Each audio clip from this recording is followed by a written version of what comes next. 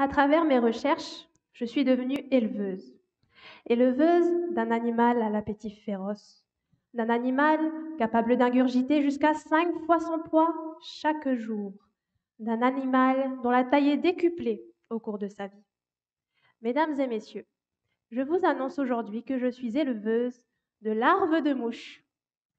Alors oui, je vois bien dans votre regard que vous pensez que j'ai perdu la raison. Mais détrompez-vous et sachez que parmi vous, il y a peut-être même des éleveurs qui ignorent l'être. Laissez-moi vous en dire plus. J'élève donc des larves de mouches. Mais attention, hein, pas n'importe quelle mouche. La mienne s'appelle la mouche soldat noir. Je vous ai parlé de son appétit féroce. Cette larve de mouche se nourrit d'une multitude de sources de matière organique que nous considérons aujourd'hui comme des déchets. À mesure que cette gloutonne s'alimente, elle grandit, elle grossit, mais surtout, elle s'enrichit.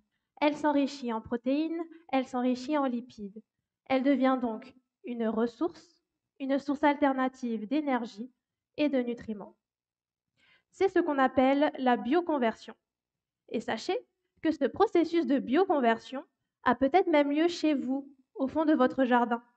Vous savez, le fameux seau dans lequel vous mettez vos épluchures de fruits, de légumes, vos restes de cuisine. L'objectif de ma thèse, c'est de transposer ce processus qui se passe au fond de votre jardin, dans le fameux seau, à l'échelle industrielle, en développant d'une part une nouvelle filière de traitement des déchets organiques et en produisant d'autre part un ingrédient alternatif pour l'alimentation animale. En pratique, mon travail consiste à analyser la qualité nutritive de ces larves en fonction des déchets sur lesquels elles s'alimentent, puis à transformer ces larves pour en faire de la farine ou de l'huile d'insecte.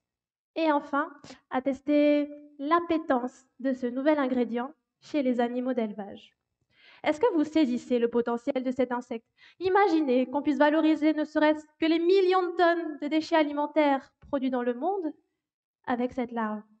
Ceci nous permettrait, par exemple, de réduire les émissions nocives, dioxyde de carbone, méthane, liées à l'accumulation de ces déchets, mais aussi et surtout de proposer un mode de production des ressources beaucoup plus vertueux.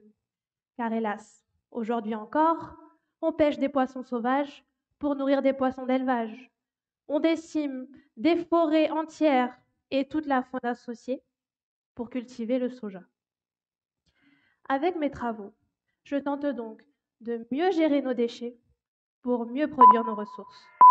Alors, à poil la mouche!